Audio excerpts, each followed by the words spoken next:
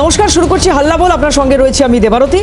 আগামী কাল থেকে শুনানি শুরু হচ্ছে এসআইআর এর, আর তার আগে আজকের রাতের এই হাল্লা বল ভীষণভাবে গুরুত্বপূর্ণ, কারণ আমার সঙ্গে যে প্যানেলিস্টরা রয়েছেন তাদের ভিন্ন ভিন্ন মত তো ডেফিনেটলি থাকবে, কারণ ফার্স্ট যে প্রসেস সেটা শেষ হয়ে গিয়েছে। আগামীকাল থেকে এই শুনানি হবে, কোন কোন পরিস্থিতিতে কাদের কাদের ডাক পড়বে এইগুলো নিয়ে কথা হবে এবং সার্বিক মূল্যায়ন। কিন্তু তার আগে যেটা ভীষণভাবে গুরুত্বপূর্ণ, এই কিছুক্ষণ আগে একটা তথ্য আমার হাতে এলো, মানে এই যে আপনারা জানেন যে অভিষেক বন্দ্যোপাধ্যায়ের ডাকে আজকে একটা বৈঠক ছিল, খুব গুরুত্বপূর্ণ এই বৈঠক, উন্নয়নের পাঁচালী। সেই বৈঠকে অভিষেক বন্দ্যোপাধ্যায়ের তরফ থেকে নির্দিষ্ট কিছু গাইডলাইন দেওয়া হয়েছে, নির্দিষ্ট কিছু গাইডলাইন। এখানে যে তথ্যগুলো আমার কাছে রয়েছে, নির্দিষ্ট কিছু গাইডলাইন অভিষেক বন্দ্যোপাধ্যায়ের তরফ থেকে দেওয়া হয়েছে। আমি খুব সংক্ষেপে, কারণ এতগুলো পয়েন্ট এই মুহূর্তে পড়াটা একটু ডিফিকাল্ট, কারণ অনেকটা সময় তার পেছনে ব্যয় হবে, কয়েকটা কি পয়েন্ট একটু আপনাদের সামনে এখানে তুলে ধরতে চাইছি। দেখুন, এটা বারবার বলা হয়েছে, অভিষেক বন্দ্যোপাধ্যায় তৃণমূল নেতৃত্বের একেবারে শীর্ষ নেতৃত্ব, মমতা বন্দ্যোপাধ্যায় বলুন, অভিষেক বন্দ্যোপাধ্যায় বলুন, তারা যেটা বারবার বলেছেন যে জনসংযোগে জোর দেওয়ার কথা। আর যে কর্মসূচিগুলোর আগামী দিনে এই বাংলার মানুষ দেখতে চলেছে, তার মধ্যে অত্যন্ত গুরুত্বপূর্ণ আজকে অভিষেক বন্দ্যোপাধ্যায় যে বৈঠক করলেন উন্নয়নের পাঁচালী নিয়ে, সেখান থেকে যে বার্তাগুলো দিয়েছেন। কি কি বার্তা দিয়েছেন, আমি রাজা সাহা, আমাদের প্রতিনিধি রয়েছেন এই মুহূর্তে, এই গোটা বৈঠক পর্বটা রাজা উপস্থিত ছিলেন এবং রাজার কাছ থেকে একটু তাহলে সরাসরি এবং সংক্ষেপে জাস্ট মুখবন্ধটা একটু যদি বেঁধে দেয় রাজা, তাহলে আমাদেরও আলোচনাটা এগিয়ে নিয়ে যেতে সুবিধা হয়। রাজার কাছে সরাসরি চলে যাব। উন্নয়নের পাঁচালী নিয়ে বৈঠক, অভিষেক বন্দ্যোপাধ্যায় ছিলেন, জিস্ট যতটা সংক্ষেপে একটু বলা সম্ভব হয় রাজা।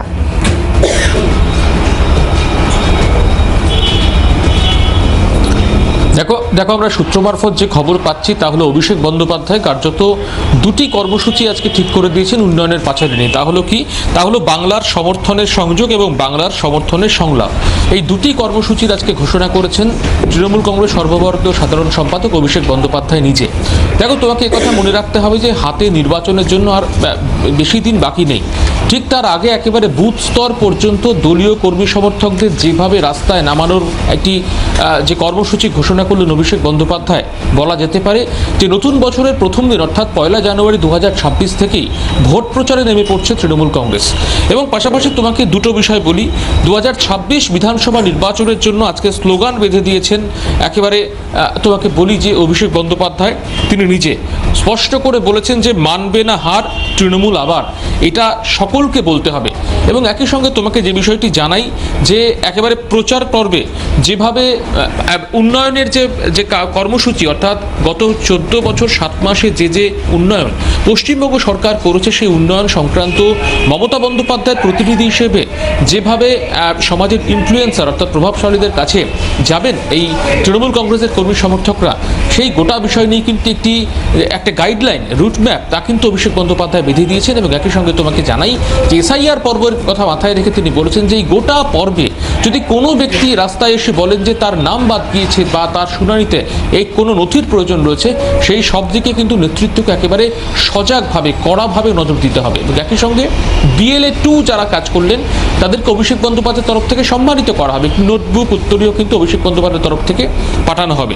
এবং একই সঙ্গে তোমাকে জানাই যে এই যে উন্নয়নের পাঁচালীর যে কর্মসূচি তা নিয়ে যাওয়া হবে বিভিন্ন ইনফ্লুয়েন্সারের বাড়িতে, সেটা কিন্তু কোনো রকম রাজনৈতিক রং দেখা হবে না।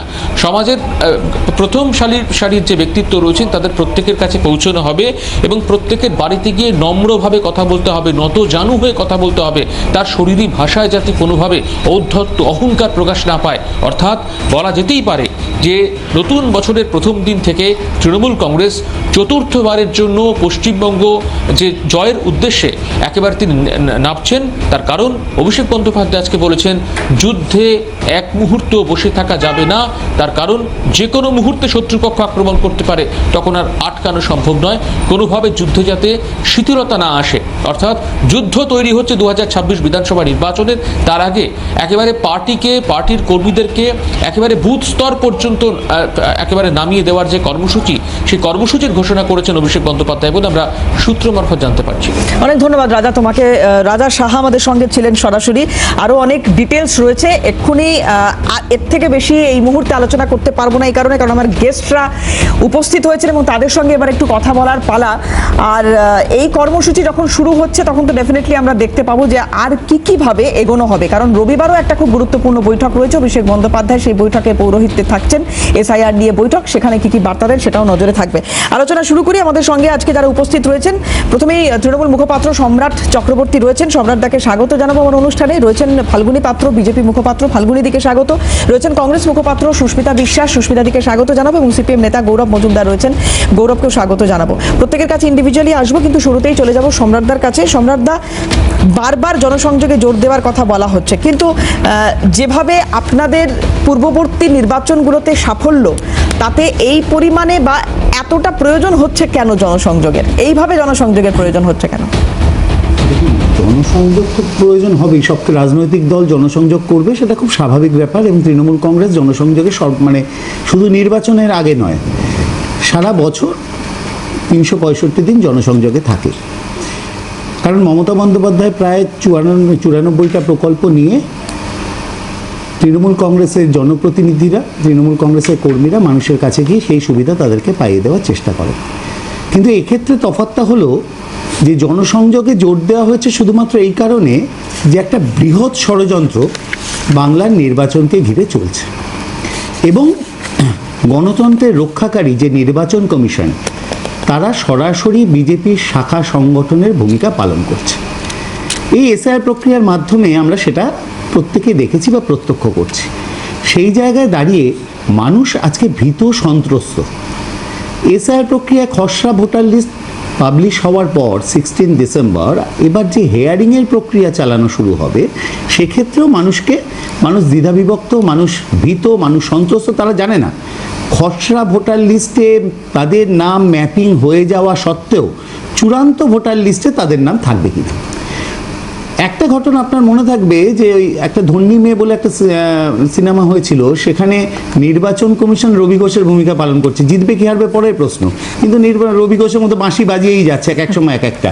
কারণ তাদের মহান নেতা নরেন্দ্র মোদী, অমিত শাহ, শুভেন্দু অধিকারী, শ্রমিক ভট্টাচার্য বারবার বলেছেন 1,20,00,000 1 কোটি মানুষের নাম বাদ দিতে যাবে। কিন্তু যখন দেখা গেল 58 লক্ষের বেশি নির্বাচন কমিশন প্রাথমিকভাবে কিছু করতে পারলো না, তখন হেয়ারিংয়ে একটা বৃহৎ সংখ্যার মানুষকে ডাকা হচ্ছে। এবং খুব তাৎপর্যপূর্ণ যেটা হলো মাইক্রো অবজারভার।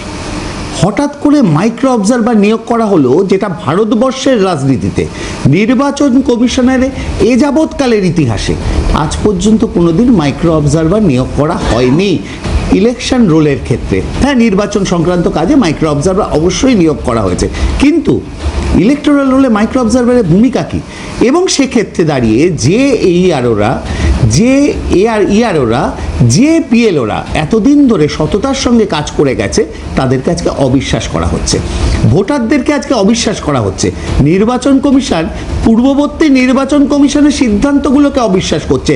সবথেকে বড় কথা, আমাদের সতর্ক থাকতে হচ্ছে এই কারণে, বিকজ নির্বাচন কমিশন সুপ্রিম কোর্টে গিয়ে মিথ্যে কথা বলছে, সম্পূর্ণভাবে মিথ্যে কথা বলছে। আচ্ছা, আপনি আমাকে বলুন তো, হাফ দিনের একটা অর্ধেক দিনের ট্রেনিংয়ে মাইক্রো অবজারভার, যাদের সেন্ট্রাল গভর্নমেন্ট এমপ্লয়ীদের যাদেরকে মাইক্রো অবজারভার করতে হচ্ছে, তারা কতটা প্রশিক্ষিত হয়ে আসবে? তাদেরকে কি ইনস্ট্রাকশন দেওয়া হচ্ছে? যাদের ম্যাপিং হয়নি সেই সংখ্যাটা হচ্ছে মাত্র 32 লক্ষ।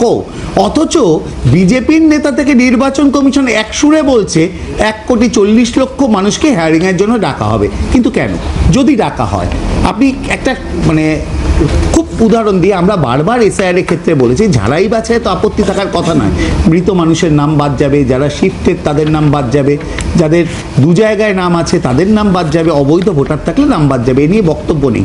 কিন্তু সামগ্রিকভাবে বৃহৎ অংশের ভোটারদেরকে আজকে প্রথমে এসআইআর এর এনুমারেশন ফর্মের মাধ্যমে এবং পরবর্তী ক্ষেত্রে হিয়ারিংয়ের মাধ্যমে যেভাবে নির্বাচন কমিশন বিজেপির অঙ্গুলি হেলনে নাম বাদ দেওয়ার প্রচেষ্টা করছে, তার বিরুদ্ধে আমাদের সতর্ক থাকতে হবে, জনমত গড়ে তুলতে হবে, তাদেরকে সহযোগিতা করতে হবে। একজন বৈধ ভোটারেরও নাম না বাদ যায়। আমরা বারবার বলেছিলাম যে কাজটা 2 বছরে সেটা 2 মাসে করতে গেলে কি অবস্থা হয়। এখন দেখুন নির্বাচন কমিশন একটা ইনস্ট্রাকশন দিয়েছেন ইয়ারোদেরকে যে প্রতিদিন 150 জন, প্রতিদিন 150 জন। আমি খুব সংক্ষেপে বলি আপনাকে, 150 জনকে যদি 5 মিনিট করে সময় নেওয়া হয় তাহলে প্রতিদিন কতক্ষণ সময় লাগছে? সেটা শ্রম আইন সমর্থন করছে নাকি ফিজিক্যালি একজন মানুষের পক্ষে সম্ভব? 150 জনকে যদি এরকমভাবে ফিজিক্যালি হিয়ারিং সামনে ডেকে হিয়ারিং করতে হয় তাহলে খুব কম করে হলে 12.5 ঘন্টা লাগছে একজনকে। আর এরপর আমি কমপক্ষে 5 মিনিট ধরেছি, সবার ক্ষেত্রে 5 মিনিটে হবে না। ভিডিও ক্যামেরায় রেকর্ডিং থাকবে, নথি দেখতে সমস্যা হবে, বিএলও অ্যাপ যেটা এখনো রেডি নয় তাতে আপলোড করতে হবে। এই অপরিকল্পিত সিদ্ধান্তগুলো নেওয়ার বারবার নিয়ে যাচ্ছে। আচ্ছা, এই খসড়া ভোটার তালিকার মানে কি বলুন তো আমাকে? যদি খসড়া ভোটার তালিকায় আমার নাম উঠে থাকে ম্যাপিং হয়ে, তাহলে আমাকে কেন আবার হিয়ারিংয়ের জন্য ডাকা হবে? যদি 2002-এর ভোটার লিস্টের ডিজিটাইজ করার ক্ষেত্রে কোনো ভুল করে থাকে তার দায় কেন কোনো ভোটার নেবে? এই প্রশ্নগুলো আমরা বারবার বেশ, করছি। তাহলে